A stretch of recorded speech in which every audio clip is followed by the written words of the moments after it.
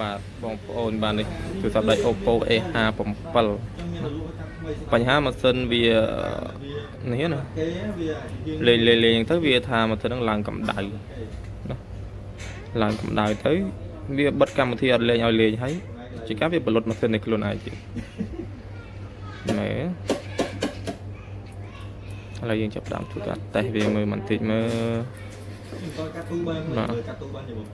លុប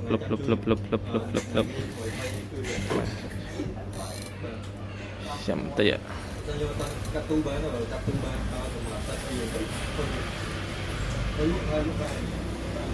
ហើយក៏ចាក់ចម្រៀងចាក់អត់លុតផ្លឹប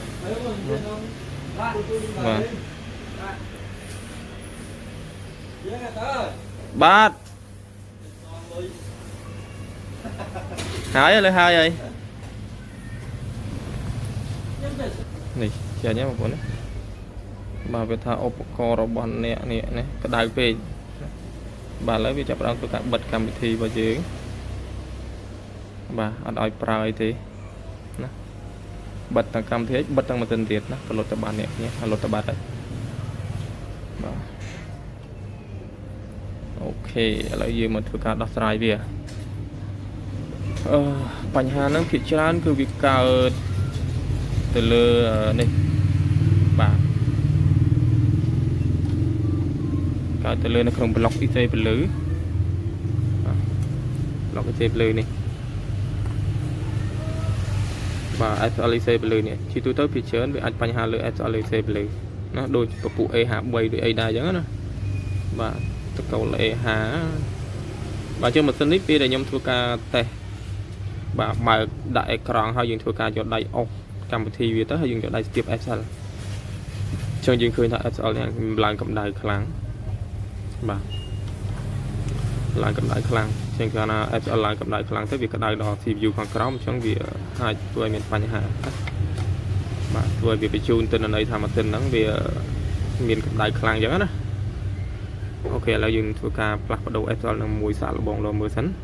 បាទតាហើយ SL គឺយើងយកពីម៉ាស៊ីនកាប់សាច់មក Oppo របស់យើងមកកកោបោះអីបាទ SL យើងមានច្រើននៅលើ Oppo បាទហើយយើងយកប្រភេទអាធំហ្នឹងដូចគ្នាមកយកមកដាក់មកបើសិនជាដាក់ទៅវាក្តៅទៀតអាហ្នឹងយើងបដូរតែបើវាលែងក្តៅហើយយើងដាក់អាហ្នឹងយកហ្មងបាទឥឡូវខ្ញុំធ្វើការដក SL មួយសិនខ្ញុំដកចេញពីម៉ាស៊ីនOppo A11 Pro SL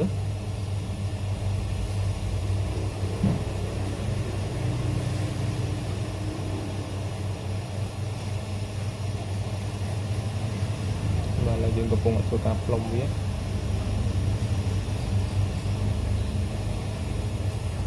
បាទដកបានហើយ SL ហុយជុកហ្នឹងអានេះថ្មីអត់ខូចបាទអញ្ចឹងការផ្លុំគឺយើងត្រូវប្រយ័ត្នដែរបងប្អូនណាបាទដោយសារអីSL នៃទេពលឺហ្នឹងគឺនៅខាងក្រៅរបស់វាគឺ CPU hard disk ណា CPU hard disk ផ្លុំតែមិនស្រួលហ្នឹងអាលុតម៉ាស៊ីនគេណាបាទវាជាចំណុចគ្រោះថ្នាក់អញ្ចឹងការផ្លុំគឺយើងត្រូវប្រយ័ត្នប្រយែងដែរបាទមើលថាតើចំណុចកន្លែងណាដែលផ្លុំទៅមានគ្រោះថ្នាក់ចំណុចណាដែលផ្លុំទៅមិនមានគ្រោះថ្នាក់ណាជាក់ស្ដែងដូចកន្លែងនេះអញ្ចឹងបើសិនជាយើងឃើញថាវាជាតំបន់ដែលមានគ្រោះថ្នាក់ណាបងប្អូនណា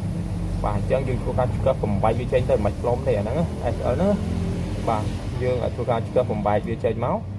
បាទបំបែកវាហើយយើងប្រើក្បាលមន់សម្អាតវាឲ្យបន្ទាប់មកទៀតយើងប្រើទៅជាមួយនឹងសណទុនណាបាទសណទុន138អង្សានេះដើម្បីធ្វើការផ្លុំតម្លាក់វាចូលវិញណាបាទអាហ្នឹងបានវាជៀសផុតពីគ្រោះថ្នាក់អានេះយើងមិនថាម៉េចទេបើថាទឹកដៃល្អក៏ផ្លុំដែរតែបើសិនជាយើងទឹកដៃមិនល្អកាត់ឆ្កឹះបំបែកចេញទៅល្អជាងណាបាទដូចខ្ញុំដូចជាមិនសូវហ៊ានទេអញ្ចឹងមានតែធ្វើការបំបែកវាសិនណាបាទយើងការពារទៅបើថាយើងសងគេងាយរហូតមិនសិនសងគេហ្នឹងក្នុងករណីអលត់អត់ទេឆ្កឹះបំបែកទៅហ្នឹងហើយគេយើងឆ្កឹះវាបំបែកចឹងហ្មងបាទអូយឆ្កឹះវាបំបែកចេញណាបាទ cho vì vòng bay trên máu dương chăm dương vô các bà mòn nó cầm ạt vì bà cái đấy SL là thằng không viết cứ chẳng cứ vì miền rộng bông sai phường đó mà rộng bông sai phường rôm dần màu ấy mà là dương các việc vòng bay ở xa nó dương vô các bà mòn cầm ạt là dương mà cứ cá cầm ạt vì vàng bông sai phường vậy đó và SL vì rồi dương hai thật khoai inductor nữa và vì miền tu này thì sầm rập sầm long đang bệnh nhẹเลยcắt bên thôi là bươn cho nó là cái gì và cái gì bùng bảo vệ nó viên bằng cao chỉ đan magnetic đầy và bia chân mà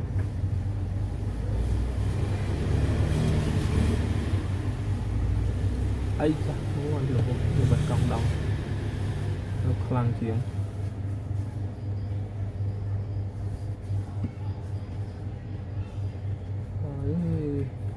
lên xoay bán mồm nãy nó phải đầu đi đó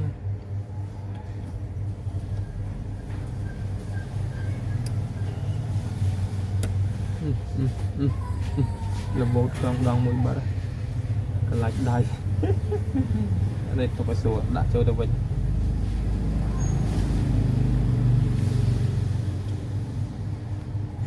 dập mỏng ok dừng tụm ăn với mau và mình có cái dừng quay về hao bằng ok là IC bao nhiêu IC FL bao nhiêu cái dương ban thuộc cả độ trên hơi là dương thuộc cả đặt mấy chỗ anh đi còn đòn bảo vệ mấy là bốt và giờ ní FL mấy và FL mấy chúng mình là con đòn đặc biệt là bốt là dương thuộc cả plom từ lẹ về châu tới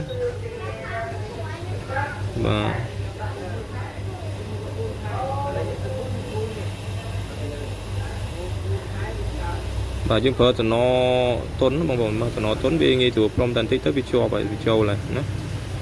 và trong việc dương ở sơ phở cầm đai khăn này trong việc có mình sơ chỉ hàng này phải phát qua đó là IC hàng crown mà này nữa và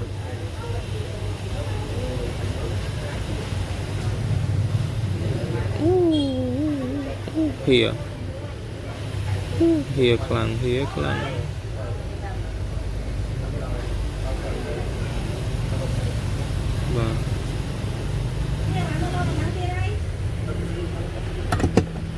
và ok rồi lấy và là dùng anh phải chạp châu hay được tè mơ buồn đọc tí ấy vì lên lô đó nòng màu ấy và cho nên